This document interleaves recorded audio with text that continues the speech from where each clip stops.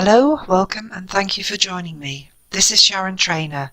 Today I'm sharing a tutorial of a sea-inspired card that I made with some gorgeous visible image stamps for an article that appeared in the June edition of the Making Cards magazine in the UK. I will apologise for the quality of this video. I'm afraid that the camera is not always got everything in shot, but I'm glad to say that shortly I'll be videoing with a brand new camera, so things will improve.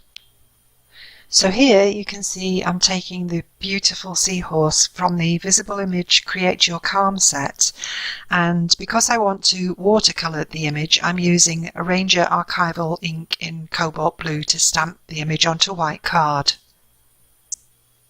And whilst I have the stamping platform out, I'm actually going to stamp the sentiment from the same stamp set. Now the sentiment comes in two parts, so it's very easy to create interesting layouts by stamping on different parts of the card. But today I'm going to use them close together so that on the finished card it will look like the seahorse is actually speaking the phrase.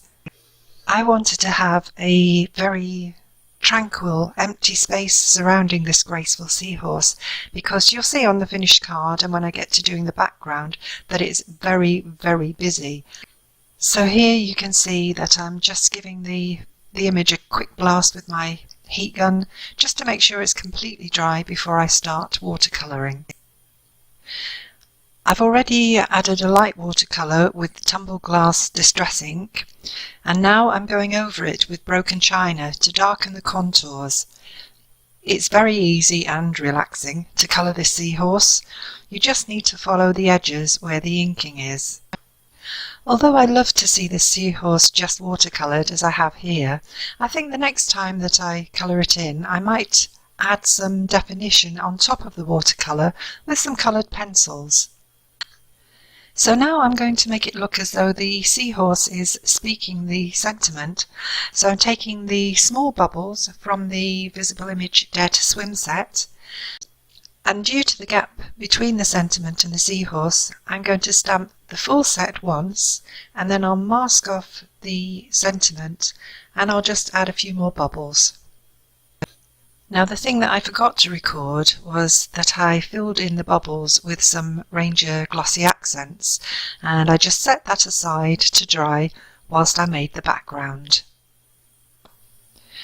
For this card I actually made the background directly onto the card blank, and here I'm just placing a piece of scrap paper inside the card blank just to protect the inside.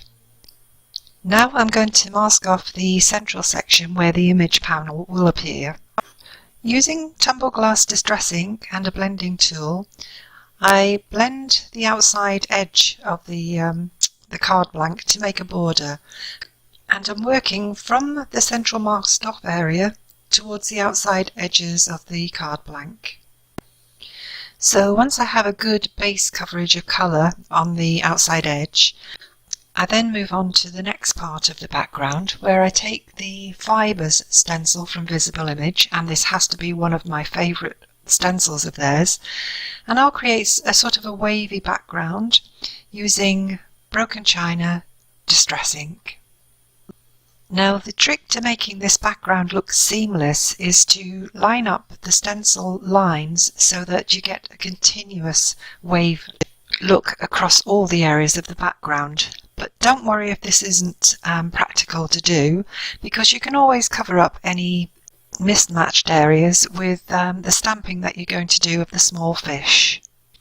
Once you're happy with the background, take the Dare to Swim stamp set from Visible Image and stamp the small fish in Festive Berries distress ink. You'll see that I'm using first, second and third generation inking on this card, because that helps to give the impression that some of the fish are swimming closer to you and some further away. Next I stamped the bubbles from Dare to Swim onto the border, because that helps to tie it in to the front panel where we also use the same bubble images. When you're happy with the final result of your border, will add a little bit more definition to the bubbles. So taking a white opaque pen, just add a couple of lines to each of the bubbles. These white lines will be very subtle on the finished card because once you've finished adding all of the white lines, you're going to go over the bubbles again with some Stickles. My favourite Stickles are the Stardust ones, and that's what I'm using here because they add such a lovely white sparkle to anything that you add them to. Okay, so now I'm going to get a little bit poetic, and I hope you don't think I'm pretentious, but I just want to give you my thoughts behind creating this background. As I said, I wanted the seahorse to be calm because that's a real contrast to the busyness of the background border. And the background border actually represents the frenetic pace of life for me. And boy, are our lives busy sometimes. Anyway, enough of that. I will link all of the items that I've used in the description below. And before I go, I'd like to ask you a question. What kind of techniques do you like to put on your backgrounds? Are they inky? Are they messy? Are they very clean and simple? Leave me a little comment below because I'd love to find out what your go-to techniques are. And I do hope that you've enjoyed today's video. If you have, don't forget to give me a thumbs up, and it'd be great if you subscribe to my channel. If you do subscribe, click the little bell icon because that way you'll get notifications when I add a new video, and as I say, they are going to get a lot more professional from now on.